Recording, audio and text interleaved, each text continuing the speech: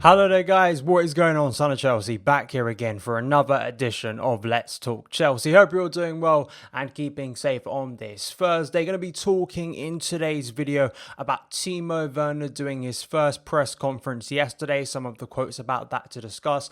Also, Declan Rice, Chelsea's apparent pursuit of the midfielder, and Thiago, Silva and Ben Chilwell in training with the first team at Cobham. But before we get into any of that, I want to ask you guys, if you haven't already, hit that subscribe button and a notification bell so you never miss an upload. Also, hit a like button if you're enjoying the content because it helps out the channel as well. Let's start off with Timo Werner, who did his press conference yesterday. It was a bit surprising, and they're doing the same thing today, I believe, with Kai Havertz. I think they're releasing a press conference with him as well, answering questions from the media. It's weird. I think the fact that these have been such big signings for Chelsea, I think probably means that the club want to get some media out there for them and sort of answer questions because, of course, maybe as well different circumstances considering the time, the pandemic, you know, in terms of the media they can do when they sign usually in normal circumstances. But it was interesting to hear the thoughts of Timo Werner once again, especially after his full debut on Monday against Brighton. Some really interesting quotes. I just want to pull out some of these and then we'll discuss them and react to them. So he was obviously asked about Liverpool, the connection to Liverpool, playing them on Sunday, and the fact he could have signed for Jurgen Klopp's side this season. So here's what he had to say. Liverpool are one of the best teams in the world. I talked to other clubs, but I decided for Chelsea because for me it was the best decision I can take, not only because of the style of football, but what they showed to me. I'm very proud and happy I chose Chelsea. Chelsea is a big club that wants to win. I'm a player who wants to win every game. It is clear we want to win titles. Last year we didn't win, but we have a strong young team that can develop where we can have a long period together. He also referenced Frank Lampard's influence once again, which he has referenced before, I believe in one of the first interviews he did at Stamford Bridge a few months back. He talked about how Frank Lampard sort of gave him clips to look at in terms of maybe him or the Chelsea team, what he wants from Timo Werner. We've heard this a lot with other signings as well, sort of being very intricate and detailed, and I'm sure a load of coaches do this in the modern game now, but that was an interesting thing as well. There was some suggestion from Werner, and I don't know if it was a mistranslation, because they asked him about this report that I believe came out from Matt Law when Timo Werner signed for Chelsea, that both Petr Cech and Frank Lampard travelled to Germany back in February to meet Timo Werner to convince him to sign for Chelsea. It seems like that may not be the case because Timo Werner went into detail about sort of the lockdown and how it may have been done over sort of a video call, which is understandable, but that was interesting just in terms of what we actually got told a few months back from the likes of Matt Law, so I don't know if that was a mistranslation. But firstly, I think Timo Werner is a very likeable guy. I love listening to him speak on Monday night after the Brighton game, speaking about the physical defenders at Brighton and comparing them to Bundesliga defenders, but he felt very up for that challenge, that physical challenge that's going to face him in the Premier League and adapting to that. And I also felt, listening to him not only on Monday but yesterday in the press conference, was his mentality. You can see it straight away, and I guess it's easy to say, you know, all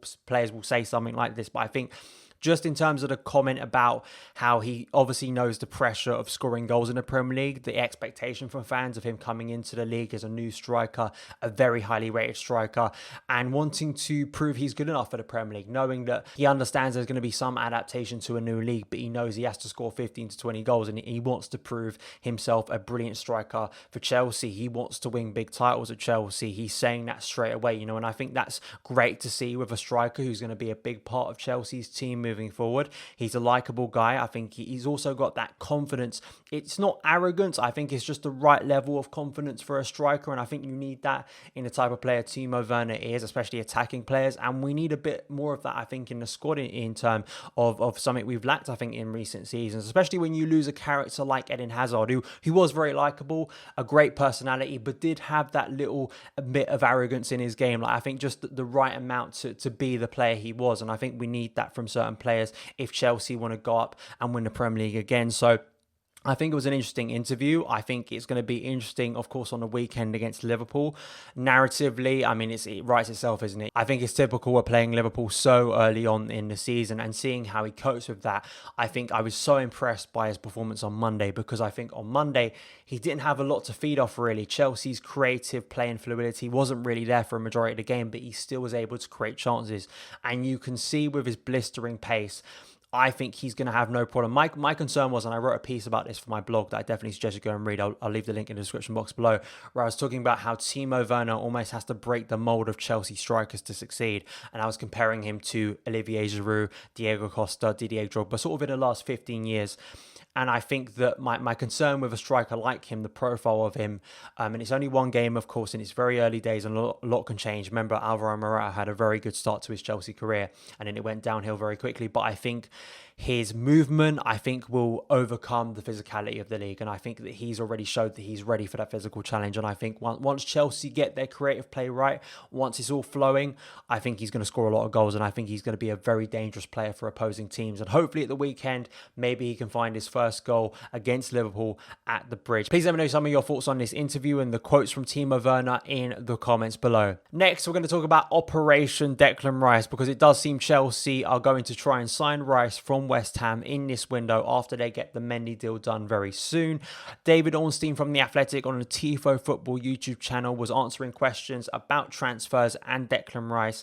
And here's what he had to say. He said, Declan Rice to Chelsea this summer is unlikely. It is understood they value him at around 80 million. Chelsea are also not convinced Rice has solved technical deficiencies they got rid of him for. Rice is not for sale under any circumstances. It's branded unthinkable this window. Lampard is keen on Rice and to turn him into a top-class centre-back. There are some reservations by some people at the club about his price. This has always been my concern about Declan Rice, is the price. Fabrizio Romano on Alex Goldberg's podcast, The Byline, I definitely suggest you go and listen to it, was talking about how, Chelsea believe they're going to go in and put a bid for Declan Rice and believe they can get him. I just think that fee is too high. 80 million, it was a bit like the Ben Chilwell situation, right? That was my concern with Chilwell. If it goes up to 80 million, I think there are better options on the market. But because Chelsea were able to get that fee down to 40 to 50 million, I think that turned out to be a good deal for Chelsea because it was the first choice target. I feel the same with Declan Rice. Declan Rice could turn out to be a very good player, not only in terms of midfielder, which I think actually would be maybe the solution for Chelsea with Declan Rice. But if Chelsea want him as a centre-back, I think that's a little bit of you'd have to wait and see, because he hasn't played a lot at centre-back recently. He's been predominantly a central defensive midfielder. And I think if Chelsea were to sign Rice, I think that's where he may play in truth, rather than centre-back. But in terms of Rice, I just think 80 million. Not only do I think it's going to be impossible to get Declan Rice out of West Ham, because I think that West Ham, it's such a tumultuous situation at West Ham at the moment. The fans are so angry with the board there. And I think if they were to let Rice go, even with Rice, I think they're in a relegation battle. They lose Rice, I think there's going to be a sense of hopelessness at that club, and it's just going to become so toxic. It's been toxic in recent years. I know the owners haven't made wise decisions in the transfer market recently regarding incomings and outgoings, but at the same time, I think Rice is such a big player for West Ham, and I think it'd be such a bad look for them in this window to lose him. I think Rice probably wants to return to Chelsea. I don't know why he wouldn't, especially if he's looking at a situation at West Ham where they're set to go down. It looks like, there's no future at that club. There's no sort of massive vision. They've got David Moyes as manager, who, right, is an experienced guy, but there's no sort of progressive vision there for me. And I think Declan Rice as a player will see himself as someone that can go to greater heights and can see himself moving on from West Ham and seeing himself at Chelsea and returning to Chelsea, proving people wrong and becoming a key player in the first team. But I just think 80 million is not worth it in this window, really, for me. I think that's too ridiculous. That's more than Kai Havertz. It's not a good investment by Chelsea in this window. I think, and I've stated this before, that I think Chelsea will wait. And I think it's a smart thing to wait on Rice, because if it is the first choice target, it's not a disaster not getting Rice in this window. You wait. Maybe in January, if West Ham are in a really dire situation and they already look like they're going to be in a relegation battle, very likely to go down, it's going to take a miracle for them to stay up, maybe a deal could be done. Or you wait till next summer, and if they get relegated, he's not going to be going for 80 million if they go down to the Championship. That's pretty simple. And Chelsea, they can get him a bit cheaper, maybe a 40 to 50 million deal next summer. I think that could be the way to go, because I just think paying 80 million, for sure, I think could be a big position to strengthen for Chelsea, sure, for balancing that midfield, but I just don't think it's worth it. And I do think, based on the length of time we have, the magnitude of a deal like that, think about how long it took for Chelsea to sign Kai Havertz for a price, not even that price, but they believe over time Leverkusen are going to get 100 million. It takes so long, these massive deals that involve that much money, and I just can't see it. Maybe Chelsea will prove me wrong, and I'd be happy if they prove me wrong. I just wonder whether 80 million, I just think it's a step too far, and I think they'll be concerned by that fee, and I think it'll be a step too far this window. But I do think, and I still will stick to this, I think Declan Rice will be a Chelsea player sooner rather than later. I think it will be an inevitability that we see Declan Rice at Stamford Bridge, because I think it's a top target for Chelsea, but I just think this window is a stretch too far, and I don't think he's currently worth 80 million. Please let me know your opinions on the situation in the comments below. And before we wrap up today's video, Thiago Silva and Ben Chilwell both in training with the first team. We saw Ben Chilwell training at Cobham about a week ago, just in his own, of course, recovering from that heel injury last season at Leicester. And Thiago Silva finally at training, the first pictures of him at Cobham training with the first team. I spoke about this yesterday when I was talking about Tomori, and would Thiago Silva feature on Sunday? I guess we're gonna have to wait to see from Frank Lampard's press conference. I still suspect that Thiago Silva's probably debut or first minutes will be against Barnsley, probably in the League Cup. I think that's probably most realistic. I mean, if Chelsea have another great game defensively and Zuma and Christensen play really well against Liverpool, then of course I think they'll feel hard done by if they're left out of the team against West Brom. But you brought in Thiago Silva for a reason. He will be starting a game very soon, but I just think maybe Sunday, the intensity of that game may come a little bit too soon for him, and I think you don't want to get a situation where you're throwing in Thiago Silva in a game of that magnitude. He's not really ready yet, match fit, and he gets done in that game and people are already writing him off. I guess the other argument could be that Thiago Silva could thrive in a situation like this. Just played a Champions League final, you throw him into this game, the mentality and the pedigree of a player excels in this situation, and he's ready for the game.